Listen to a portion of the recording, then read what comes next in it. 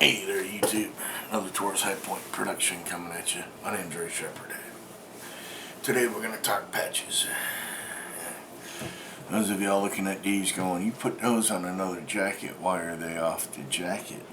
What's going on? Didn't the glue hold? And that's why I'm here today, to explain my failures and maybe help the next person coming into this so that they have an understanding of what's going on. If you've done this and you know what you're doing, this is going to sound like a no-brainer to you, but to some of the newer people stepping into this,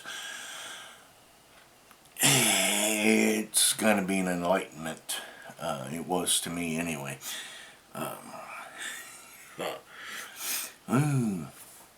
These are my two newest acquisitions that I'm going to put on a vest. I'm going to put this one back on as well as this one now that they've come off. But how, why did they? That's why we're here. When you're ordering your patches, there's sometimes a drop down window that'll ask iron on or sew on.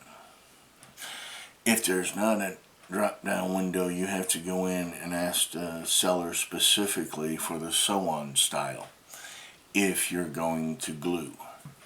Well, a patch is a patch. I don't see what the difference is.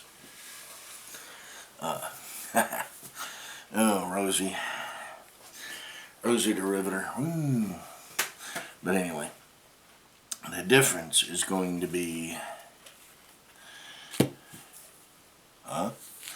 if I flip that over now and roll that the right way, you would see that looks just like, what is that? Well, that's the glue backing. Okay, as I said, these are identical patches.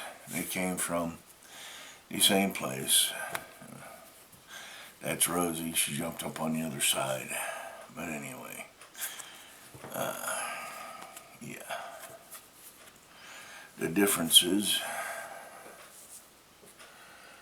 are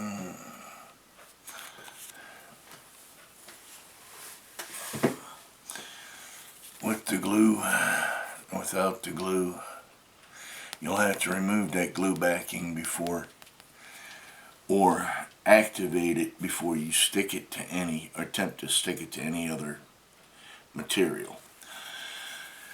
I just pulled the backing because when I lost my patches, that's what was left.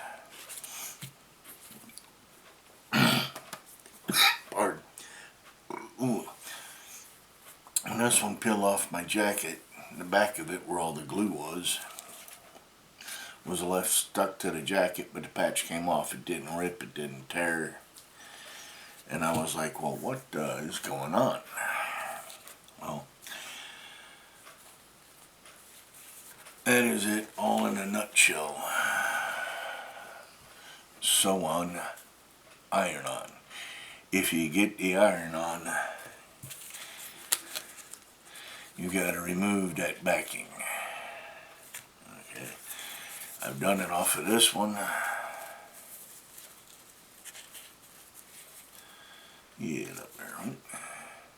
I just took a piece of a pair of tweezers, and I went all the way around until it started to pull up. But you got to get all that stuff off there and just leave it clean back.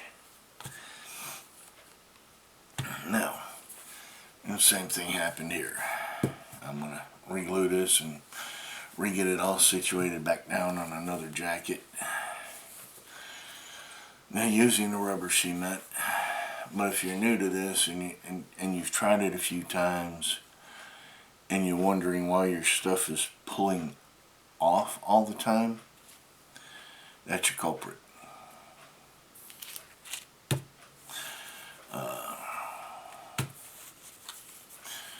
I got in contact with a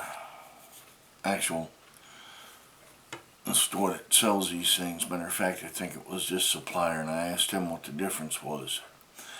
And he told me that I had ordered the iron-on when they get to me just peel off the backing,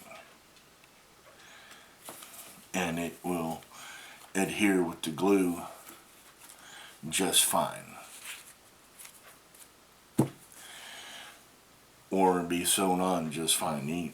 These were set up for iron on, heat press. Like I said, if you're into this and you're already in the know and you've had this happen to you a few times, you know what to look for. If you're brand new into this and this is your first time attempting this stuff and you've got no clue, well, this video was for you. Like I said, if you're going in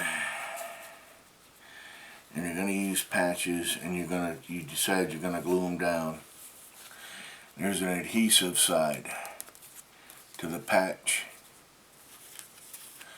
This is the same patch. There's the adhesive side still there. You're going to have to peel that off. If you don't, I think mine lasted about 8 months, maybe 9. And one day I'm driving down the road and this thing is flapping in the breeze, and I'm like, well, what the heck? That glue backing they put on those is what's sticking with your cement or your Duracoat or your, I think somebody mentioned super glue, somebody mentioned Gorilla Glue, but you want to get that backing off there. And the things we learn that we can get to go back and do again.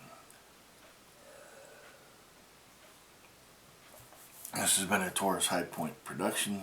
I choose, therefore I am responsible.